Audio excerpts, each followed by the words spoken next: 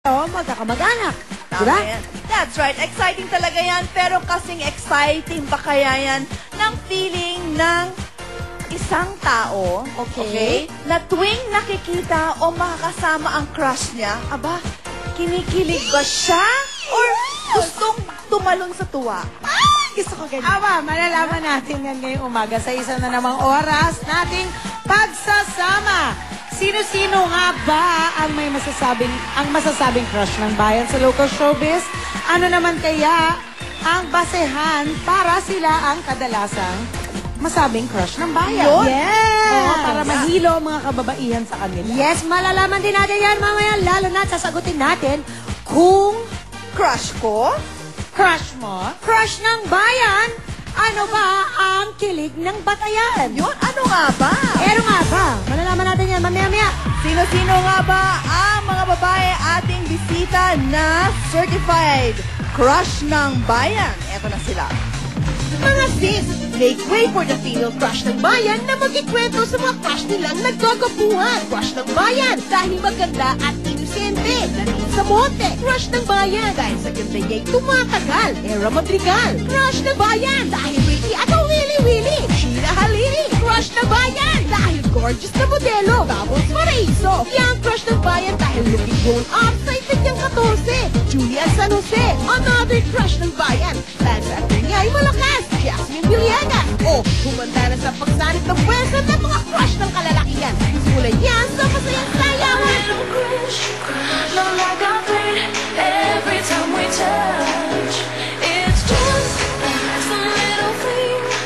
Not like everything I do depends on you.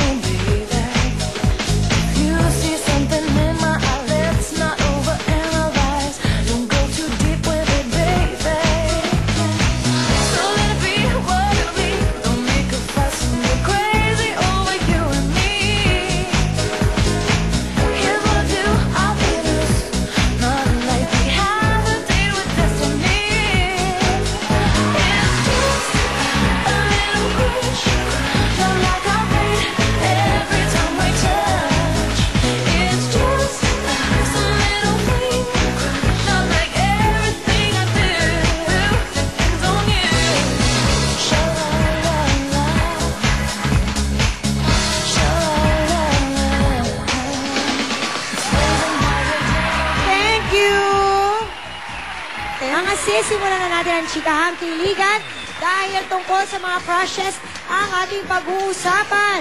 Okay. Pero bago natin gawin yan, tatanungin muna natin sa kanila kung ano ba ang top 3 qualities ng isang guy para maging crush mo siya. Babalik pa ako dyan. Excited ka naman sa mga sinulat nila eh. O, ito na. Ano ba yung top 3 qualities sa isang guy para maging crush niyo siya? Okay, Bubble. Unang-una, gwapo siya. Naman! Naman. Pangalawa, gentleman. Okay. And number 3, kailangan maintindihan niya ako. Era, ikaw. Siyempre, gwapo. Pero hindi naman necessarily. Yeah, what kind of guwapo? Gusto niya Yun. soy Mas gusto ko yung medyo rugged looking na parang bad boy. Ayoko nang masyadong yung the boy next door na masyadong malinis, fat, masyadong maganda. Yung mas maganda pa sa akin, wag yun. Kailangan may sense of humor. Pangatlo, kailangan mukhang mabango, saka magandang manamit. Si Ariel ganon. No. Ano? Oh, in fairness. Nadine. Gusto ko yung malakas ang appeal. Ay, gusto natin yan. Malakas ang appeal. Sino ba ang malakas ang Define that. Anong malakas ng appeal? Parang pag Parang nakikita mo habang siya, tinititigan mo siya, lalo siyang cute, lalo siyang gumagwapo. Ay, Parang ganon. ganon. Gusto ko yung smile niya, sweet smile. Ayun. Ay, sweet na sweet. Tapos maputi. malakas ng appeal, sweet smile, Maputi. maputi. Parang si ano Pwede. yun ah. Sino yun? Ewan ko, mamaya na nga yan. Sheila. Ako, moreno. Yan, Moreno. moreno. Tapos gusto ko nga din yung ano, yung... Maganda rin yung smile. Ay, Sweet Hindi, din.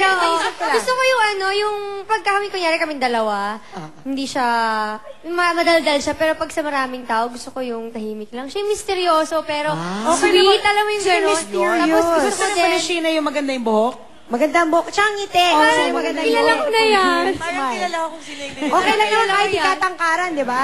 Gusto ko din ng ano ba yun? Matangkad. Hindi, gusto ko nga yung medyo madumi yung, ano mo yun? Madumi.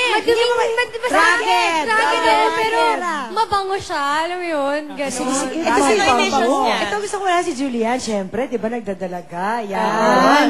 Okay, Siyempre Julian. po, pag mayroon po akong crush, ang gusto ko po sa isang lalaki, siyempre po, attractive, gwapo. Tapos pangalawa po, gentleman. Tapos pangatlo naman po, siyempre, dun sa characters tsaka traits naman niya po, yung magtakot sa Diyos, siyempre po. May takot sa Diyos. Ganun na rin ako. Jasmine. What I see in a guy, he has to be very sweet, very thoughtful. Number two, he has to have a really good sense of humor, but at the same time know when to be serious. And number three, he has to know how to have a really good time, because I'm a fun person and I love to have fun. Teka, Okay. question. Question. Kasi para sa ibang tao, ang crush ay crush lang. Crush lang. Oo. Sa ibang tao naman, ang crush ay pwedeng maging boyfriend. Okay, ito mga sis. Pwede Mula yun. sa top 3 qualities ng kanilang crush, alamin naman natin kung sino-sino sa local showbiz ang crush nila na pwedeng maging Yun, boyfriend. pwede maging Nako, boyfriend. Pumutok lang. Magbabalik pa ang lagi niyong crush makasama tuwing umaga ang Sis